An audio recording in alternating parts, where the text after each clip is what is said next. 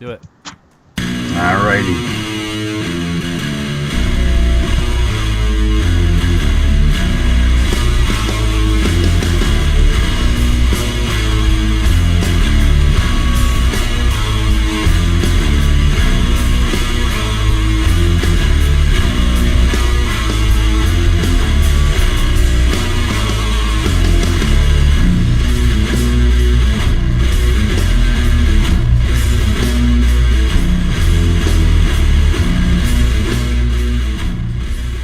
Back again.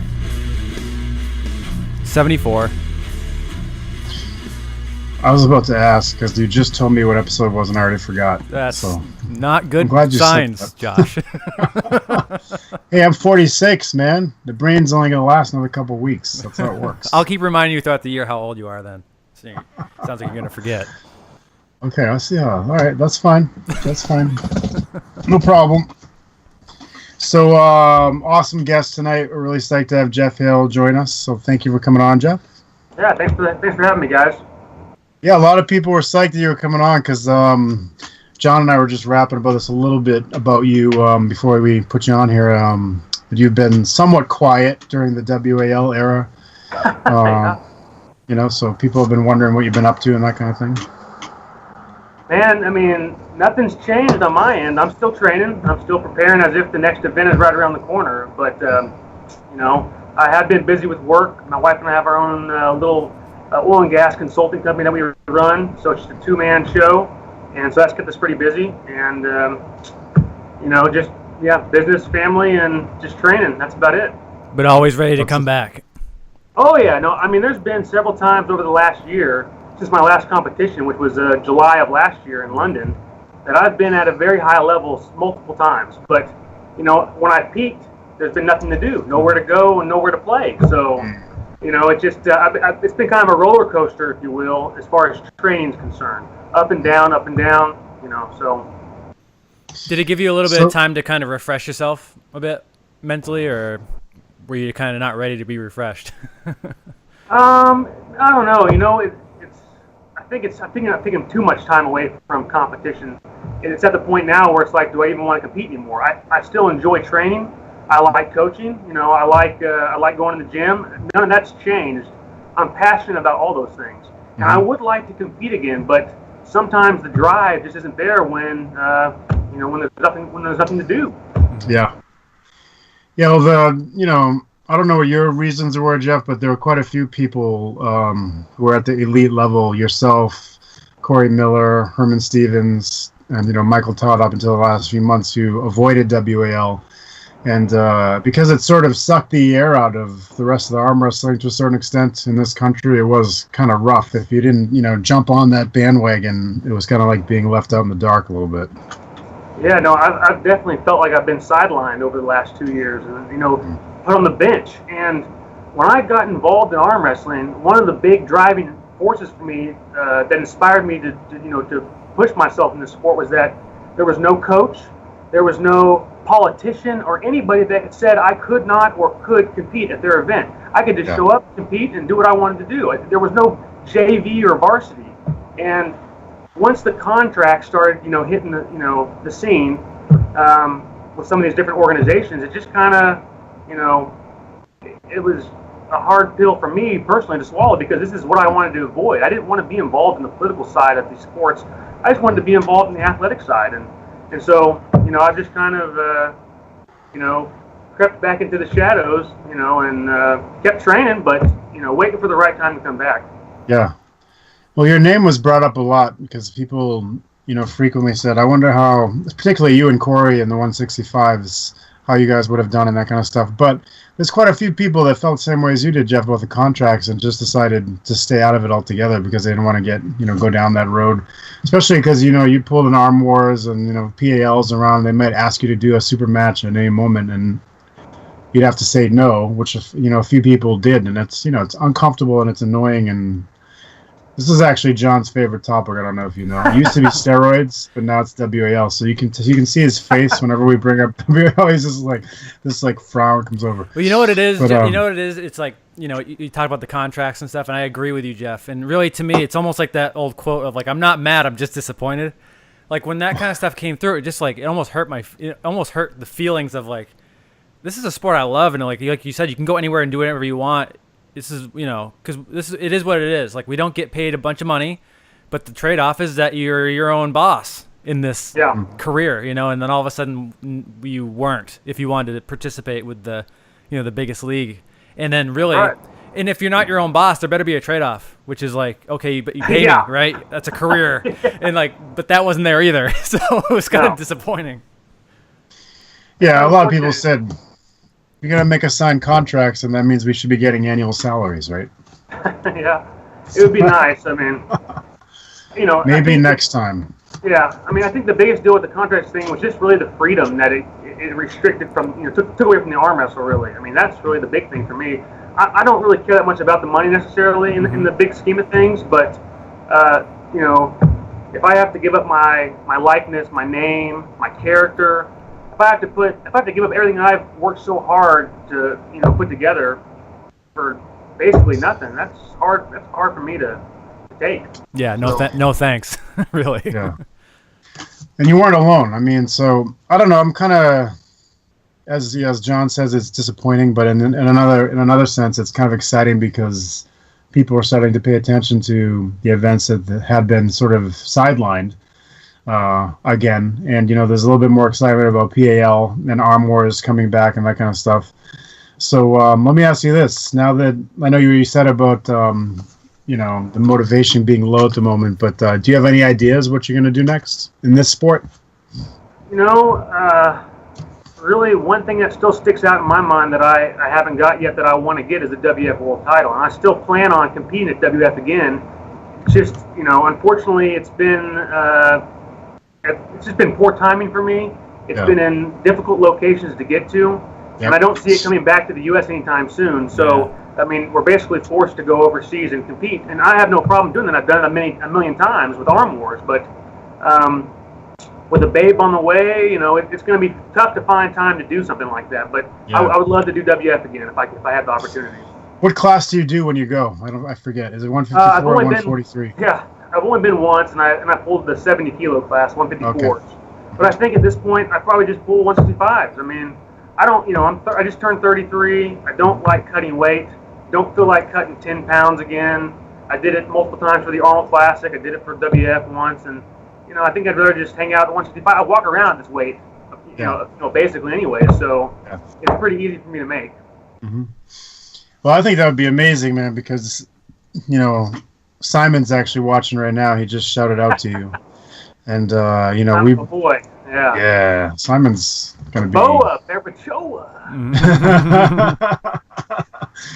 So yeah, I think it'd be awesome if you came back, because I mean, when I went last year in the Masters, I mean I competed in seniors too, but I got scraped. I did okay in Masters, but I was just thinking, one of the people whose name came to mind. I was like, why don't we get all these guys over here, man? And at that time, the WAL was a major interferer, but I'm hoping that next year it's in Turkey, which is a very screwed up country right now. So I think that's probably gonna hold some people back, unfortunately, because they have a crazy, out of control president who's threatening to cut everybody's heads off. So I could see that could probably stop a few people from wanting to travel over there.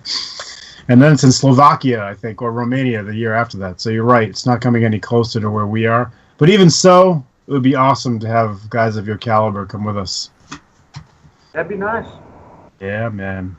Marcio Barboza is watching right now too, and I just said the same thing to him last week, that now that he went to Triple A's, he should come to Budapest. So hopefully he will. Dude, now Budapest would be an awesome place to visit. I think I'd love to go to Budapest. It's unfortunate that it's bad timing for me, but it'd be awesome. It would be awesome. A lot of people are shouting out to you and saying hi, and they all want you to give them personal hellos and stuff. But I can't read all of you guys' names. Just know there's a lot of people that missed you, and they're all saying hi. Oh, that's cool. I appreciate that. So let's get into some of these questions here. So obviously, everybody comes on the show. Geoff gets a lot of training questions, but I would like to ask you one personally first, because just watched a lot of your videos over the last couple of days, knowing you're going to come back on, and you're a very versatile puller. You pin people in lots of different ways, even though I think you primarily would be described as a as a hook guy, but you know, you've used all kinds of stuff to pin. So I mean, when you divide your training on the table, what kind of percentage do you spend on hook versus the other techniques? That's a good question. I mean, honestly, I don't necessarily focus on one particular technique. I focus on controlling the table, controlling the center of the table, both both directions, north, south, east, west. I mean, I'm working on hand position. I'm working on body position. I don't necessarily focus on hooking. It kind of goes back to when I first got involved in Arm Wars. One of my funny Hellraiser quotes was about being the Bruce Lee of arm wrestling. And that's really how I like to live by is just be like water and form to your opponent and just beat your opponent the easiest, best, quickest way that you can do it. Now, in Arm Wars, sometimes we would we would get into some wars, and that was just part of that type of event. But ultimately, when I'm training, it's more about flowing and finding that path of least resistance. Well, yeah, when you become good at both, sides of it. There's a lot of techniques within a hook and within a top roll, of course. But when you become proficient in both, and like you said, controlling, you really start to realize that they blend together very well. Oh yeah, there's a lot of aspects that I use for my hook styles that I use for top rolling, and I've been recognized more as a hooker over my career. But I'd say in the over the last 2 or 3 years, I've really focused on taking some of those hooking aspects that I really excel at and transferring those into an arm or a top roll style of move. And I mean, they really do have a lot in common. Mm-hmm. Yeah, I think that I'm the opposite from you. I used to only do top roll, and I spent the last couple of years trying to build a hook, except for similar reasons. And I'm struck by the same thing, Geoff, about how little difference there actually is. I mean, it's a small rotational difference in the elbow, but the techniques, I mean, I think they build off one another. So the more you work one, the better the original one that you started gets, I think. Yeah. So I think that's awesome. What about how much table time? Like when you're training seriously, how many times a week are you on the table? It's kind of varied over the years. I've gone through phases where I've gone 2 table sessions a week, and then sometimes just 1 table session a week. Now, typically when I'm doing 2 table sessions a week, I have to slowly build up to that. It's not something I can just jump back into, or you talk about major tendinitis, flaming up. But if I'm prepping for a big event, I'm probably doing 2 table trainings a week. One on Thursday, which is more of a technical training. Mm-hmm. It's not very intense. It's more just about working the techniques, working the different angles. And then Sundays we'll have a more intense training, more of a power arm wrestling training. And that's typically what I like to do. And then in between that, obviously we'll be in the gym doing just your standard workouts. How do your gym workouts train or change when you start to bump up the table time? I really focus more on power. So instead of doing like your high rep, low weight, blood flow type of exercises, I'm starting to drop the reps down a little bit, increase the intensity and the weight. So, and then I typically have one day dedicated to heavy chest. I'll throw in some conditioning work, some conditioning back, some conditioning biceps, some core, and then maybe 3 days of rest. I'll come back for an explosive chest, explosive tricep work with some more conditioning. Again, maybe a heavy back on that explosive chest day. And I just I have a notebook that I keep, and I track all my workouts down, and make smiley faces or unhappy faces when I have a good day or a bad day in the gym, just to remind me, hey, I wasn't feeling that good, and so my numbers don't necessarily make sense that day. Right. So 2 days a week focusing on chest, huh? To me, side pressure is a tricep-driven, technique. So for me, bench press really translates to the arm wrestling table. And what I tell a lot of people, that a lot of guys don't believe in bench press and yada yada yada. But when I first got involved in arm wrestling, I started studying the guys that were successful. I started finding them on the internet, studying those guys, seeing what those guys were doing in the gym, not only on the table, but in the gym. And then I would go and I'd mimic those same exercises. I would take notes and I would see how that translated to the table for me. And not always did it work out that well. You might see Arson Liliev doing some crazy heavy bicep curl. Sure. I try to build up to that, and next thing I know, it's not really making much of a difference for me on the table. So I scrap that and I go back to something else. For me, going to the gym is all about experimenting and just finding, what exercises your body, accepts. Yeah, So it's different for everybody. yeah, we've talked about that a lot on the show where, luckily the sport has, especially these days, there's a big library of things that everybody does, and also it's very easy to find someone who's very experienced in the sport. You can usually it's someone's garage, where you're like, hey, what do you do? How did you get to where you got, right? And really, when you come through it and you talk to everybody and you take notes and you try everything, it really ends up being a sport where you almost throw out 90% of it and keep 10, and then you have to rewrite the other 90 for you. Yeah.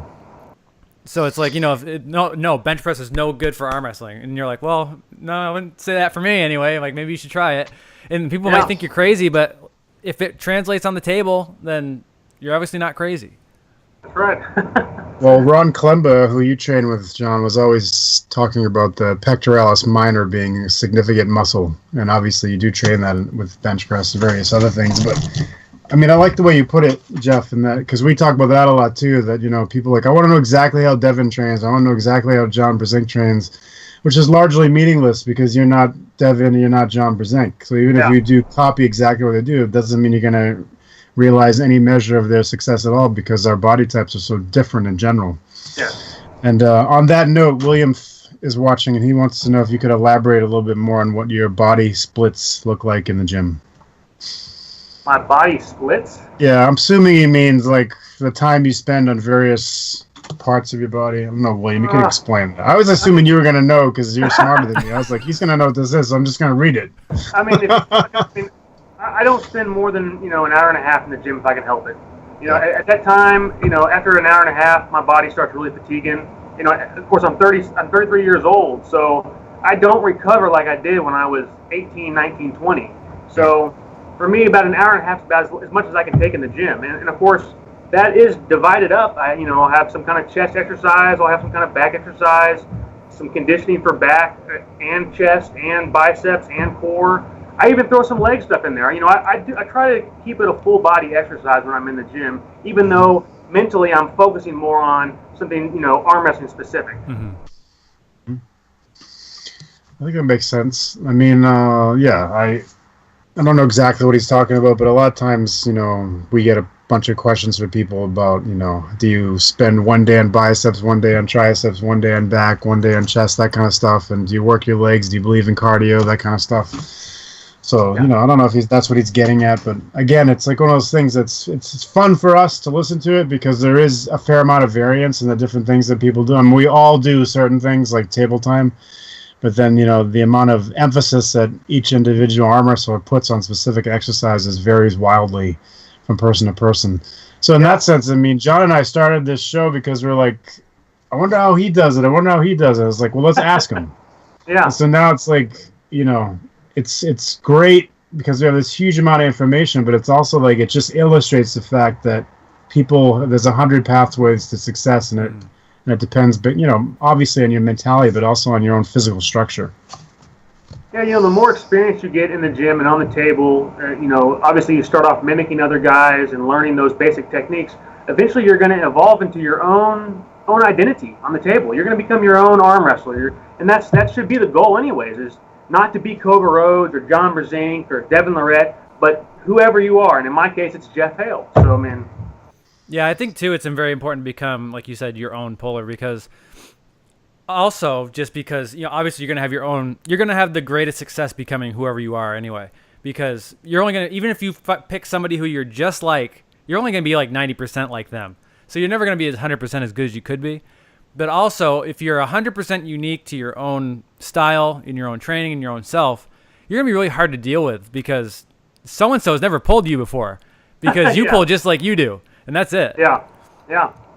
And especially in a one-on-one combat sport, like if you can bring something that someone else has never felt before, well, they better have really good on-the-job training and ability to learn because if they don't, they're going to take an ass whipping probably. Right. So, some questions for you coming in from our folks that are watching. Let's see here. So, do you have any people that you're online that are in your sights, so to speak? Jason Merrill wants to know if there's people that you are thinking about trying to get a super match with. That's a good question. You know, best whoever's the best at this moment right now, that's who I want to beat. You know, I've been asking Neil Pickup for a long time to get a shot with Giannis at Arm Wars, because you know, after I got a win on him at WAL 2014 in Vegas, everybody freaked out and said that was a fucking bogus win and all that shit. Sure. And I just wanted an opportunity to prove that I can compete with anybody and everybody at my respective weight class. So Right. I mean, you know, if I were going to talk about one guy, it'd probably be Giannis. Second guy in line, Cobra Rhodes. You know, I want some redemption from that dude from the CrossFit Games 2013. Sure. You know, Cobra's one of my favorite arm wrestlers, and you know, so to get a win on that guy would mean a lot to me. So I'd love to pull him again as well. That'd be fun to watch too, because you guys have conflicting styles. So it would be amazing. Yeah, very conflicting styles. Nick has a question about. He says, "Would you mind speaking to your personality in the table?" He says he loves guys like you and Travis, and he thinks that more enthusiasm makes it more entertaining and brings, helps to grow the sport. But in terms of being like bombastic, nice word usage there, Nick. Is it something that is that like your normal walking around self, or is this an arm wrestling thing that we've seen?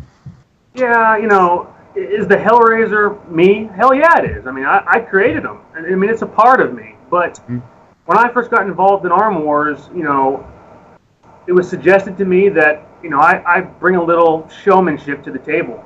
And, you know, I'd always I used to take acting classes and stuff in high school and everything. And so I always kind of wanted to be someone that I really wasn't, but really is still a part of me. And that's kind of what the Hellraiser is. He's the evil version of Geoff Hale. The evil, arrogant, confident dickhead that, you know, no one can stand, but you have a hard time not liking the guy.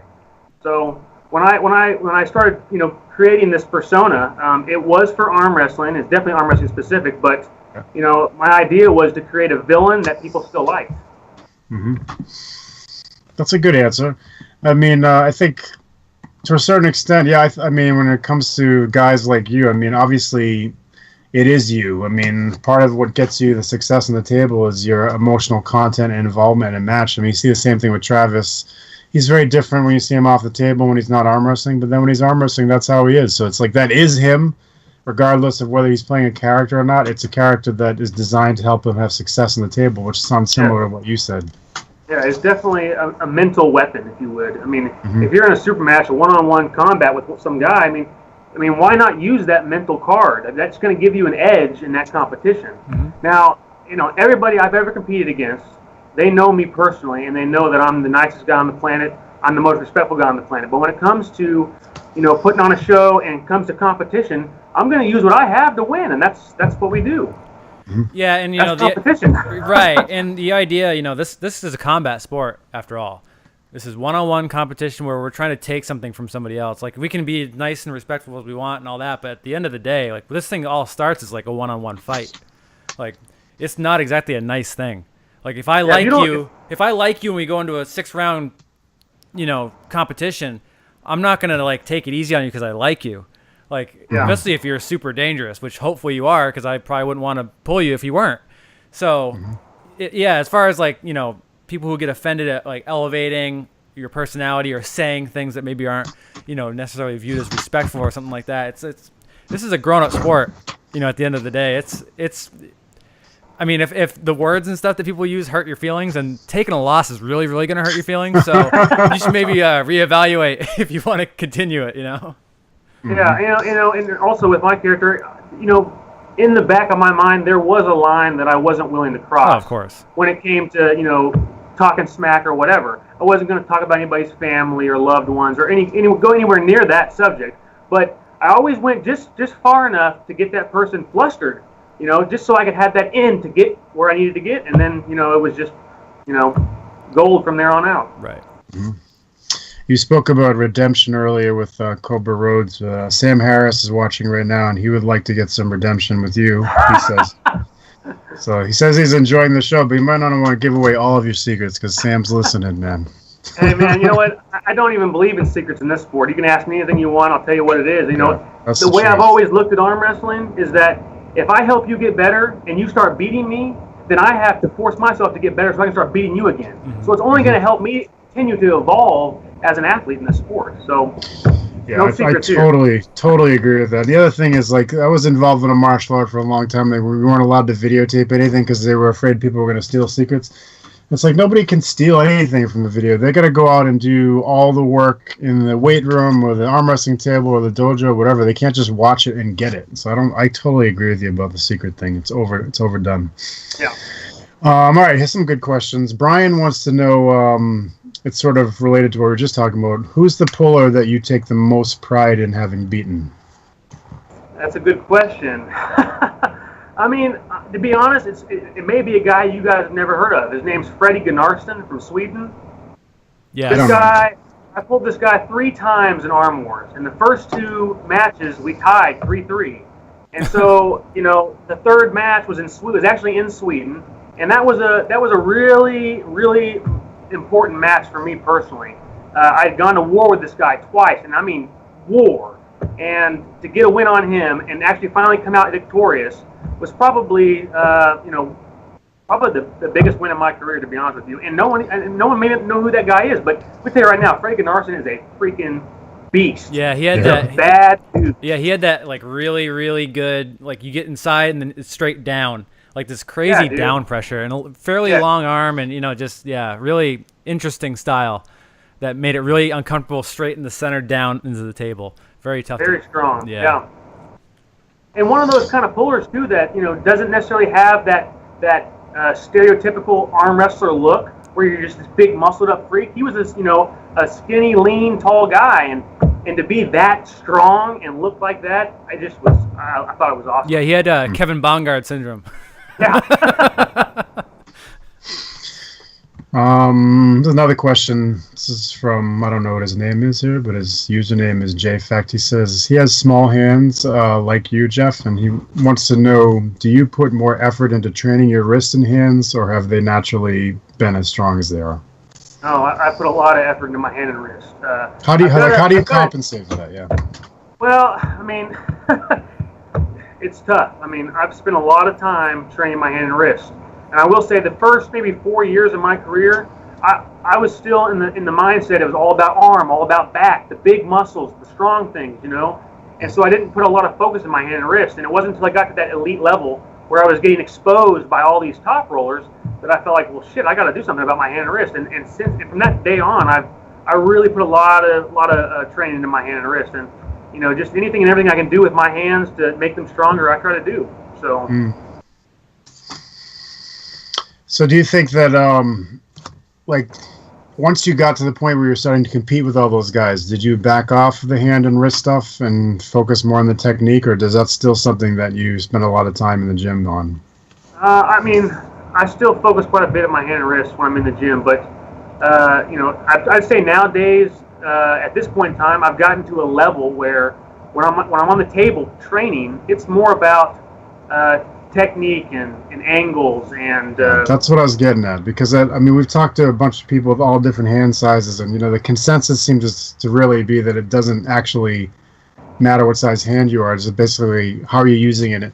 So I was just curious if you feel like working on the power in your hand made the bigger difference, or just learning how to use the hand that you have made a bigger difference. Man, I think it's a combination of both, really. I mean, your hand needs to be strong. It has to, but you also have to know how to use it too. I mean, and it takes time to do both, to make both equal. But I do think there is an advantage when it comes to hand size. I think a guy like Alan Fisher, who has just a ginormous hand, I think that's a huge advantage. And for me to get a win on Alan, I've got to make sure that I take that advantage away from him. And I think that's how a lot of guys have been successful against Alan, is just taking that hand out of the equation.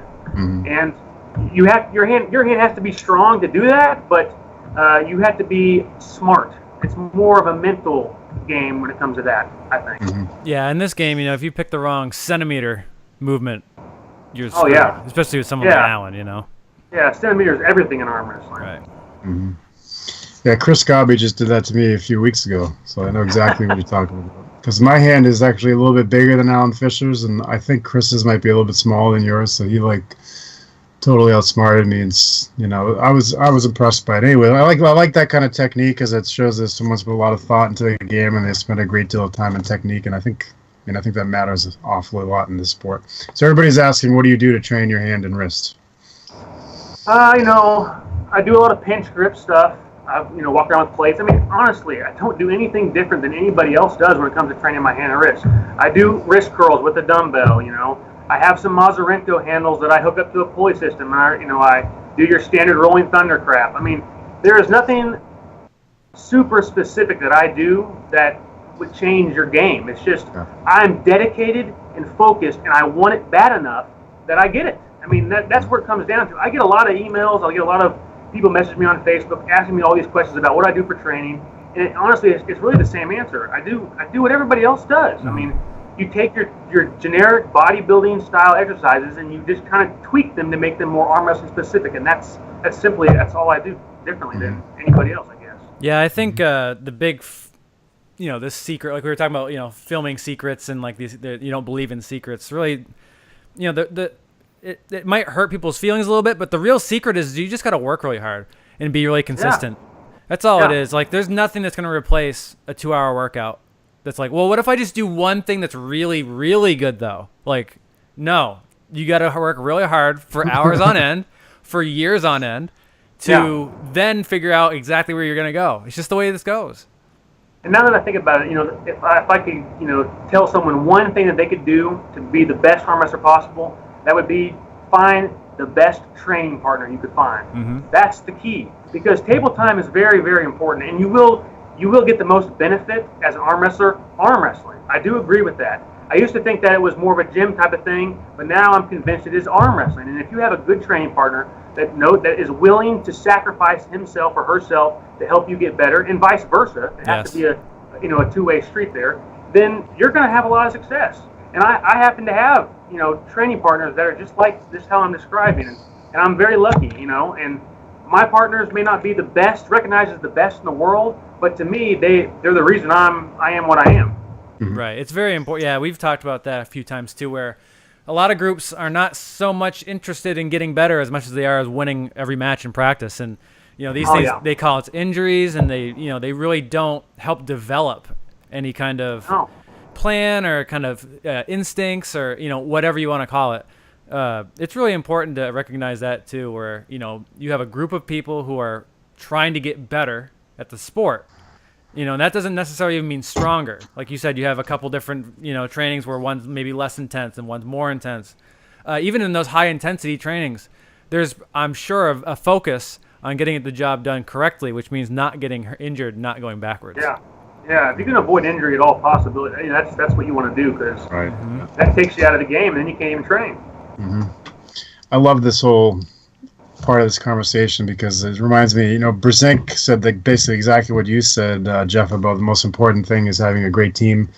And he also said that everybody was asking about the pull-ups he did in the Pulling John movie and why those specific ones and how many reps you do. And he was like, listen, man, they wanted me to do some exercise. And I said, I don't really, so I just did it because they wanted me to film something. That's why I did it. It has nothing to do with my training. Because everybody was like freaking out. Oh my God, we need to find a playground with those exact kind of monkey bars. And if we just start doing those it's gonna be like the Rocky steps where people will go to the pull-up bars and like, film me doing pull-ups on this.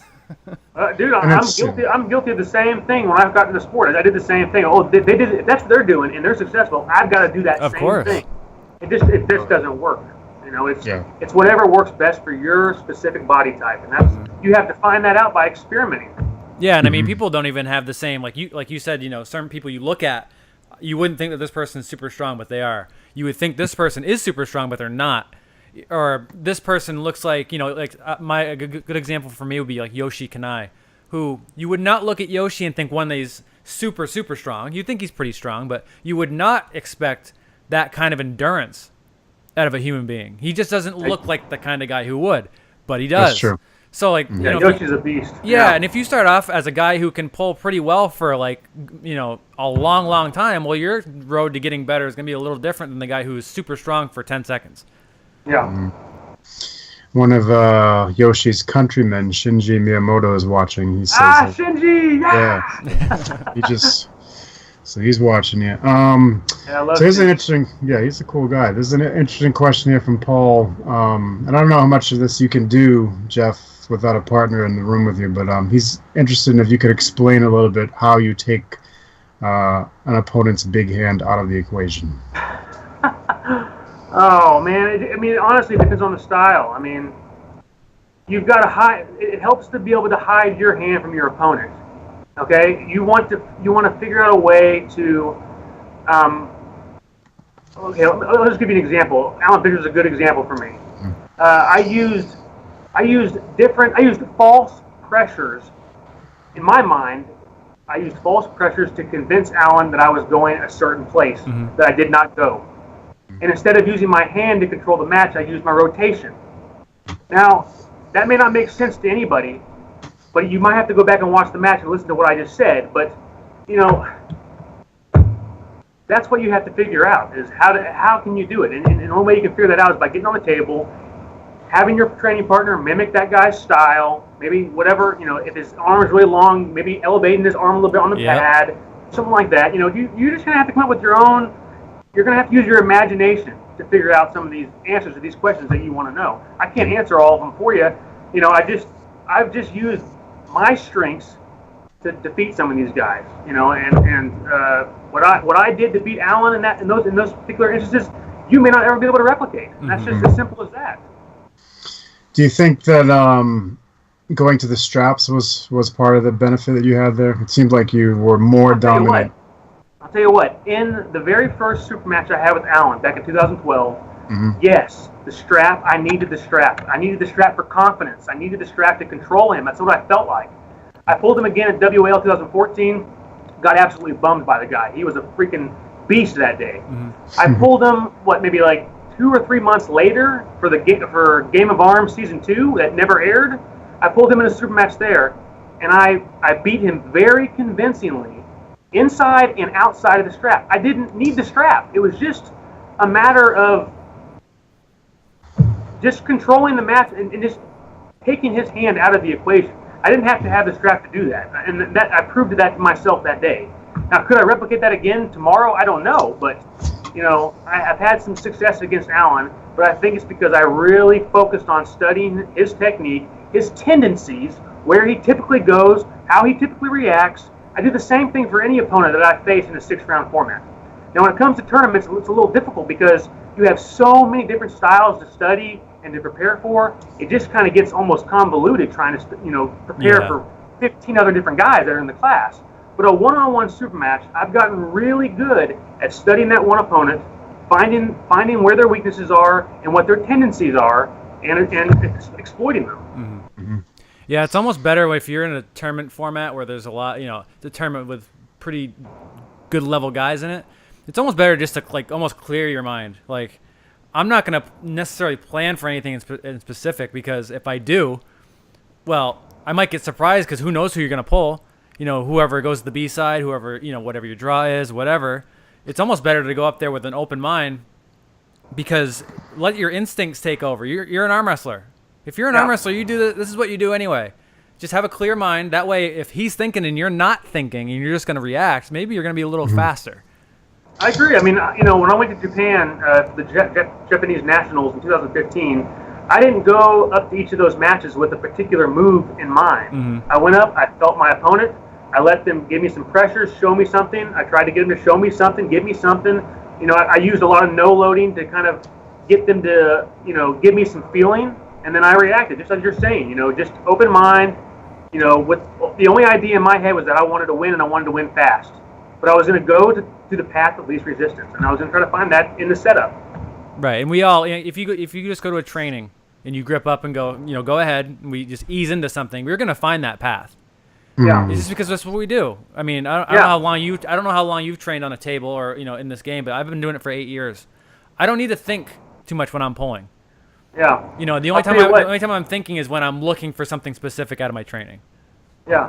I actually had a match with Shinji, our very first match at that Nationals in Japan, and I went up there and I ended up going for using a side pressure move against him, and it totally failed. You can watch this video on YouTube. Mm-hmm. I totally just failed. My wrist got bounced back immediately, but I was able to react quick enough that I could come back around, slip out, get the strap, and after feeling what he had that first match, the pressure that he gave me, I knew exactly where to go in the strap, and it was a successful win. Right. So I mean, just getting up there and learning to feel your opponent, learning to feel those pressures, and reacting is awesome. Mm-hmm.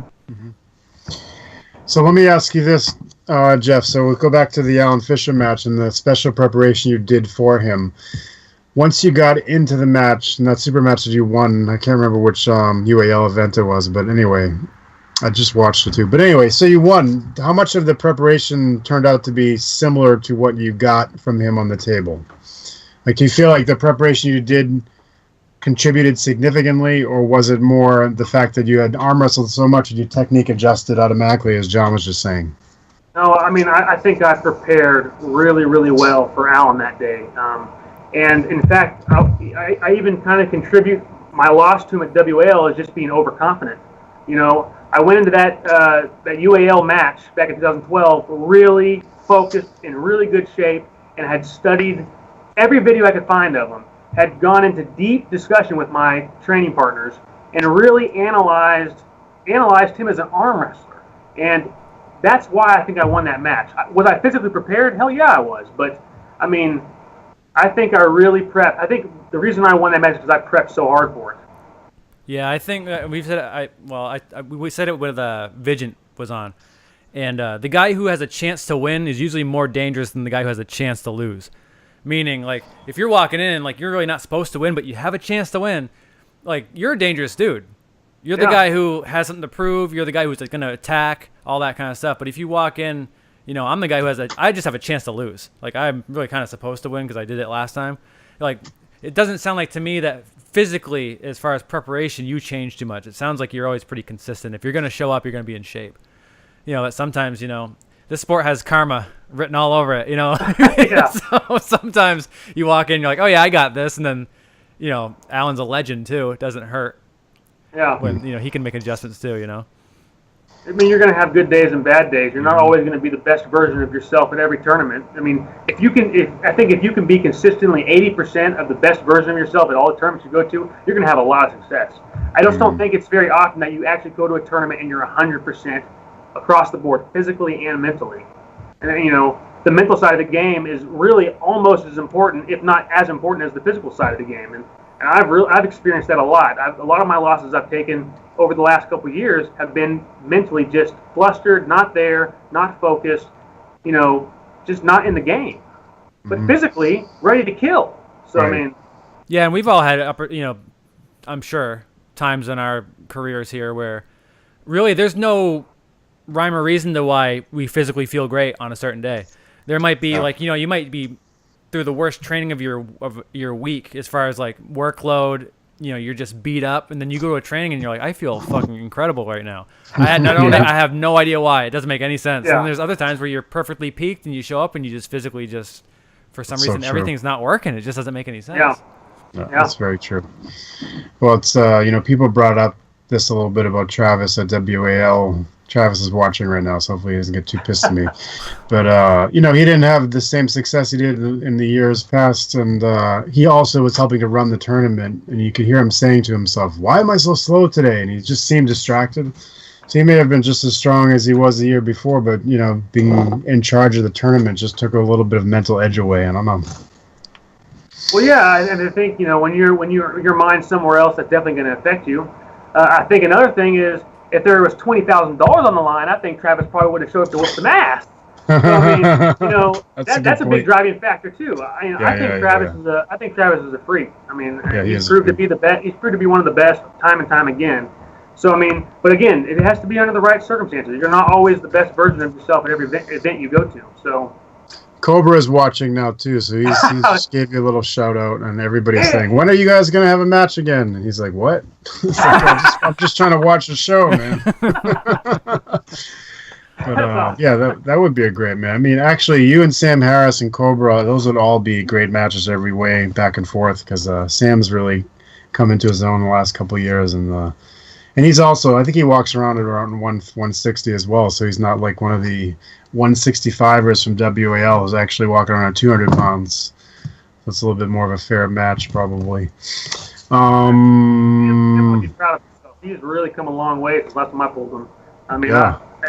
if I had to pick out a guy that I'm most impressed with over the last 2 years, I mean, from the USA, it's got to be Sam Harris. I mean, he's really come a long way, and I mean, he is an intimidating, scary opponent now. I agree. So I mean, I'll tell you right now, if I had a match with Sam, I'd be taking it very seriously. Yeah, I think that'd be smart.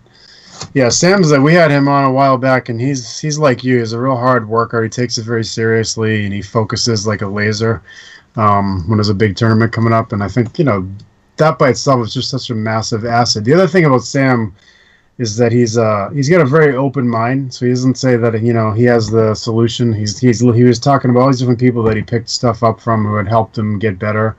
And I think having yes, he's actually watching right now, so I'm pumping you up a little bit, Sam. But Hi, Sam. it's true, man. He's So anyway, I think that the guys like you and him who have that attribute, by itself, that's going to make you pretty significant if you keep it up.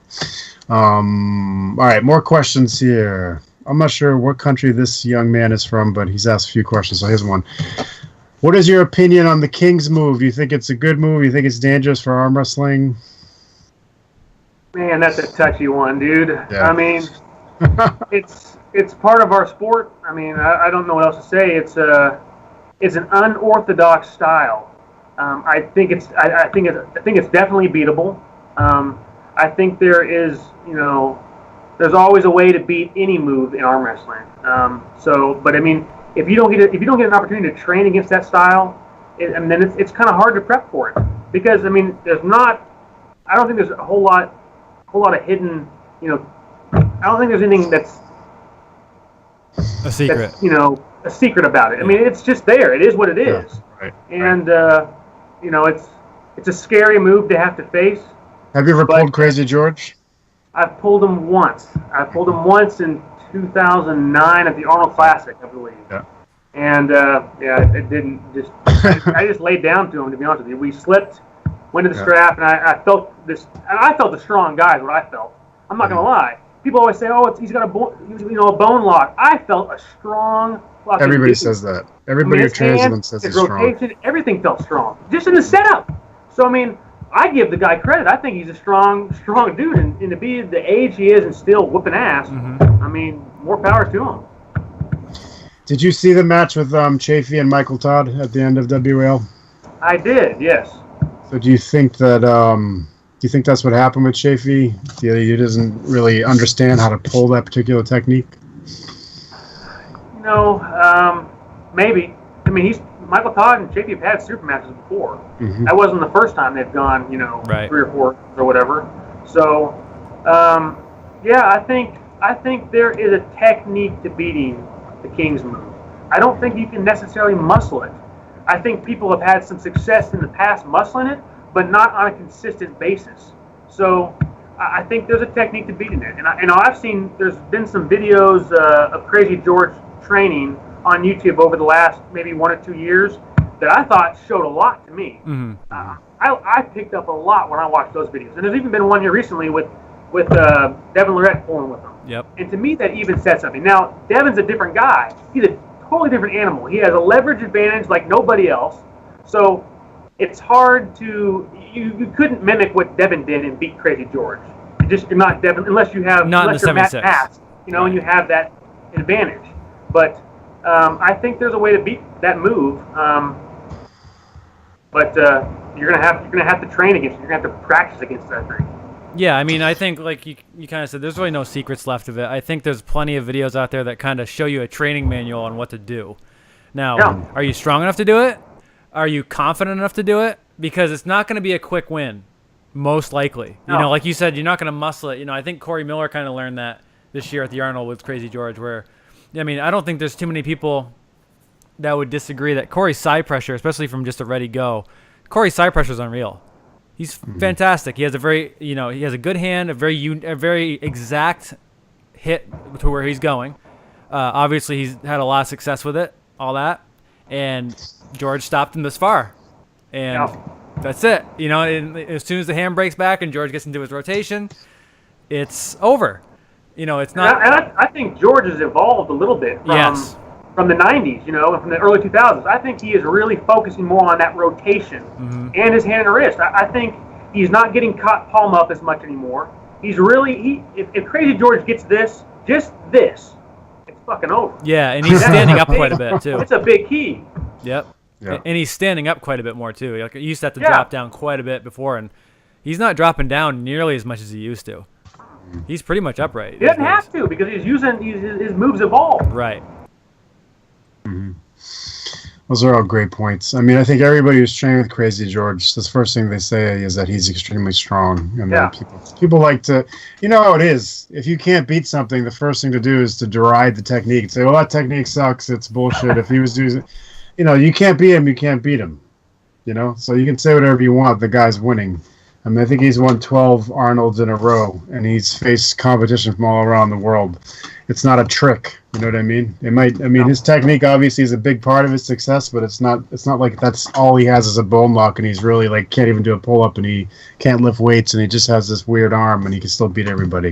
That's what people would like. They would like to think that because the King's move probably gets more shit than any other technique in arm wrestling, including Cataret's flop press.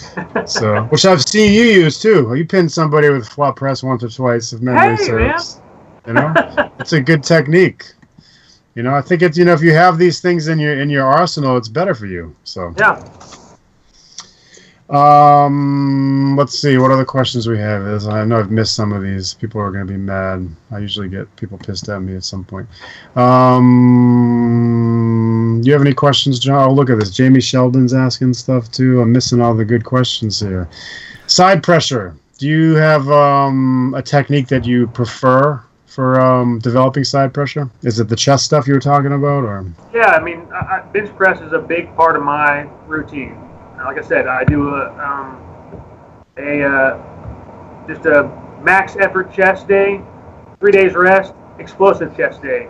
You know, I've derived a lot of my training from West Side Barbell and their techniques. Mm-hmm. You know, that West Side Barbell has really inspired my training over the last year or two. So I think there's a lot of things out there that you can do to help side pressure, but for me, bench press really helps.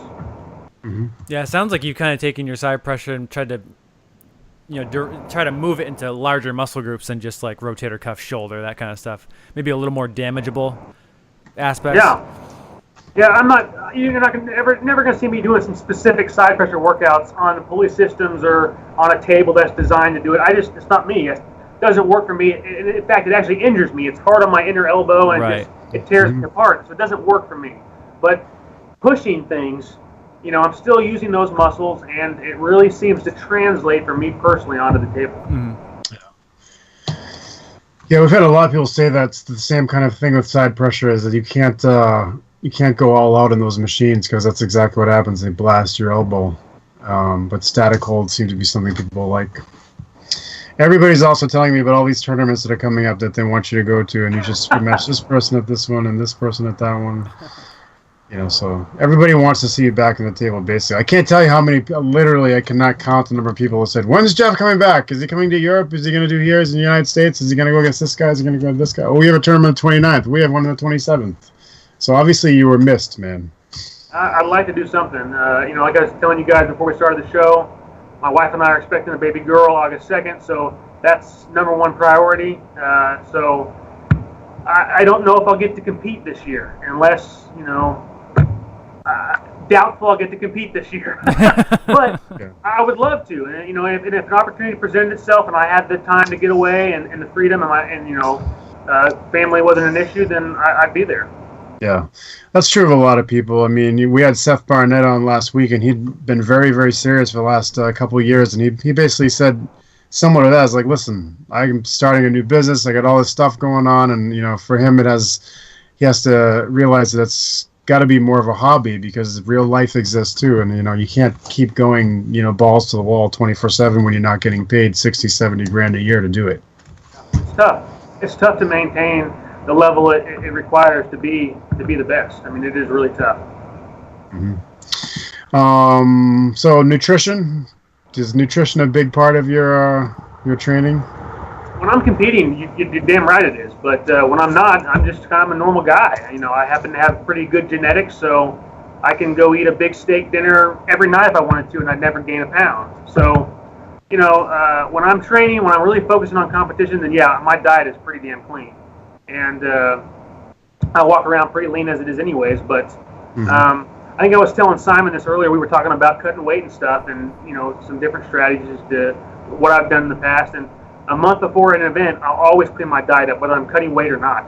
It just seems to make me feel healthy, more energy, and I sleep better.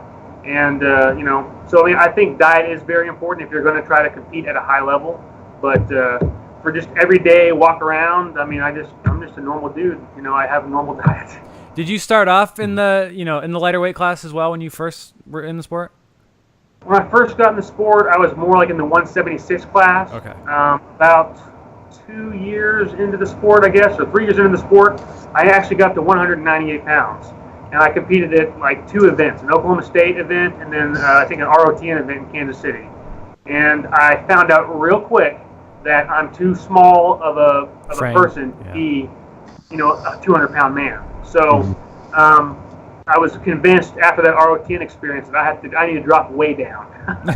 So I've just kind of been around 165, you know, since then. Yeah, so you can make 54s if you have to, but still competitive at the 65. Yeah. Exactly. How did you get into the sport initially? Yeah, that's a good question. I was actually playing baseball up at Rockhurst University in Kansas City, Missouri, and I was having my first taste of collegiate politics. And I had said something bad about the coach to one of the players because I was pissed off. And that ended up getting back to the coach. The coach ended up just basically benching me and never let me play. So I just basically quit baseball, and I was looking for something to replace that because I've always been just an athletic-driven guy. And I remembered that in high school, this is the same story as everybody right here. I remember that in high school, I never lost a match arm wrestling. So I was like, well, you know what, I'm going to Google arm wrestling and see if this actually exists. No, I think I'm pretty good at this. And I found a tournament in Kansas City. It was a Kansas State tournament. And I signed up for the pro class, went up there and competed. And I think I took third place right-handed. And I can remember my very first match, I just got flash pinned by this guy named Kevin Ford, who actually was from Oklahoma at the time. And I walked off the table thinking, what happened? That never happened to me. I'm stronger than that. I looked at that guy before the tournament started, and I told myself, I'm going to beat that guy. And I couldn't do it. And so I was flabbergasted. I had a guy that was from Kansas City that pulled me aside and said, hey, have you ever done this before? I said, no. He goes, do a couple things for me. I said, okay. He said, okay. Put your arm down the center of the table. I said, okay. He said, when you get a grip real hard and pull straight to your face. And when they say go, hit straight to the side. My next match, I followed those few guidelines he gave me, and I flashed the guy. And I just felt this full body adrenaline rush I'd never felt before. And the only thing my imagination just said, you know, this is what it feels like to knock somebody out. Because I've never done that before. But my brain was saying, this is what it feels like to knock somebody out. I just thought, dude, I want to do this again. And so that was really my first experience with arm wrestling. And I just got lucky that I met some guys that were from Oklahoma that were training on a weekly basis. So when I transferred to Oklahoma State, where I graduated from, I would go back on Thursdays and train with these guys, and that's just kind of how it just kind of snowballed from there. Before you know it, you've been in forever. 12 years now. It's been 12 years. 12 years, huh? Wow. That's pretty good. Yeah, I mean, I think it is some parts of it are a similar story. And it's like John said, I mean, it is a combat sport in some senses, and we're able to leave at the end of the day without having to explain why our faces are all beat up at work the next day. So exactly. It has some advantages over doing, like street fighting or whatever. Yeah, I liked the idea of fighting, but I just didn't like the fighting. I didn't like getting punched in the face. I didn't like that. So I wanted to fight, but I'm more like a poser kind of fighter. I wanted to fight, but I just didn't want to get punched. So right. This is the best way to do it. Yeah. Well, there's a lot of people that feel that way, so it's not a surprise. It's like A lot of people I want to hit people with sticks. That'd be awesome. Well, they hit back. Oh, forget that. Yeah. I want to. If I can hit them, I'm in. Yeah. Yeah, I don't know. Are you a supplement guy? Leo wants to know. Yeah, when I'm training hardcore, I'm definitely taking my protein shake after every workout. Typically, I'll be taking some BCAAs. I've used Amino X quite a bit in the past. That's always, for me, that's always felt like I got a better recovery from that supplement. I've also taken some Extreme Endurance, which is like a lactate supplement that kind of helps you reduce that lactic acid buildup in your muscles. Interesting. They've got Extreme Endurance has some creatine that I've taken in the past that I thought was really good, and it didn't dehydrate me like standard creatine has done that I've experienced in the past. So yeah, creatine, BCAAs, protein, and then just a good diet, and that's really all I've ever done for supplements. It's one of those questions that we get asked of every single guest. I mean, nutrition and supplements, that kind of stuff, and yeah. And it's another subject that varies incredibly wildly per person. And it's one of those things, again, you have to know your own body and what works for you and what gives you the correct results. Like we've mentioned a few times, Usain Bolt winning gold medals, eating nothing but chicken nuggets. And then you have people who, win ultra marathons on a vegan diet. I mean, there's just so much of a differential between individuals. It's hard to even figure out exactly what works. Yeah. But I mean, a lot of it also seems to be in terms of like supplements and stuff like that. Like some of them that people absolutely swear by have no research behind them, but it's like it provides some kind of like placebo mental boost for them. And if they're taking it, they feel like they're unbeatable. And then if they stop taking it, they feel weak the next day. Yeah, I can believe that. It's interesting how much our mind screws with us, in sports. It's a big part of the game for sure. It really is. Yeah. So, all right, let's see. A lot of people are asking more training questions. You guys can go back and watch the show because I think you answered that one. This is an interesting one. Do you feel like that there is a bad training for arm wrestling? He's asking specifically about full reps versus half reps. I mean, you could talk about that if you want to, but I mean, do you think that there's something that people consistently do that actually is a detriment to their training? I mean, training with your hand and wrist back. I think that's dumb. I agree. I see a lot of guys in practice that are, like you said earlier, John, they're trying to win. They're trying to win the match. Practice is not about winning. It's about learning. It's about getting better and, honing in on your skills. It's not about beating your training partner. If you beat your training partner too many times, they're not going to come back and train with you. Mm-hmm. I mean, you can't do that. So, to me, seeing guys doing this in practice, it's just not. I never promote that. And here at our facility here in Tulsa, we don't train with our hand and wrist back. Yeah, I think bad training is just training bad habits. I mean, I don't know why you'd ever want to train a bad habit. And also going to your point of, if you keep beating people, just beating people, who's learning to transition? Who's learning how to, keep calm under pressure? Who's learning how to do all these things that are going to be important someday? There's a lot of times where if you just stop a match, the person who is going to win is the one who doesn't panic first. Yeah. It's very little to do with strength, very little to do with actual physical endurance. But if someone makes a bad adjustment because they feel like, oh no, and you're the one who's keeping calm, half the time that's when you win. So you don't really ever learn to keep calm in those situations unless you have a chance to do that. Yeah, I mean, typically here at our training, whenever we win a match, not every match, of course, but typically if someone has a question, we ask the question, what'd you do there? What happened? How'd you do that? That's a typical question. It's pretty standard here. Mm-hmm. Everybody's always analyzing everything and asking lots of questions. And that's what you need to do when you're training, is ask lots of questions. Mm-hmm. I agree. And the second part of his question is actually, it's kind of interesting because he's talking about trying to learn to beat top rollers by doing palms up wrist curls over a bench with full hyperextension of his wrist. And I would say that that's not going to be very helpful. I mean, I think like you just said, training with your wrist in a negative position is bad regardless, and doing the wrist curls in the normal motion seems to be much more helpful. I mean, if you train for hyperextension, that's what your wrist is going to do. Yeah, I mean, for me, a lot of it is muscle memory. So I'm trying to train in a manner that I'm going to remember how to get back to that good position. So you're not going to see me training like this because I don't want to remember how to do this. Mm-hmm. I want to remember how to do this. Yeah. You know, that's what I want to remember. And so when I'm in a match, I'm able to do it. My body wants to do it. I don't have to think about it. It just does it. And that's what you want. You want it to be second nature. Totally agree. Totally agree. And I felt guys with really strong fingers that when you're gripping up with them, their fingers feel super strong, and you top roll them, and their wrist ends up back like this, and their fingers don't move.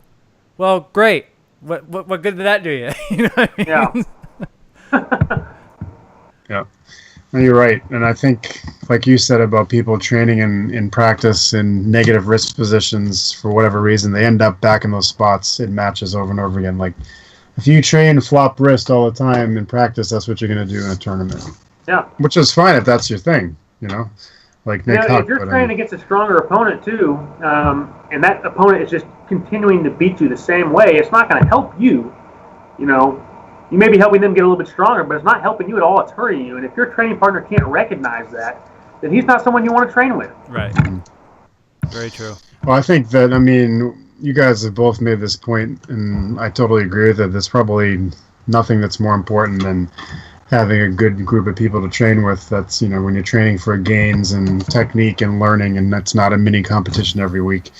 And I think that is certainly one very consistent thing that people brought up over the year and a half or however long. How long have we been doing this show? A long time. Anyway, that's one thing everybody says that you should do, and I totally agree.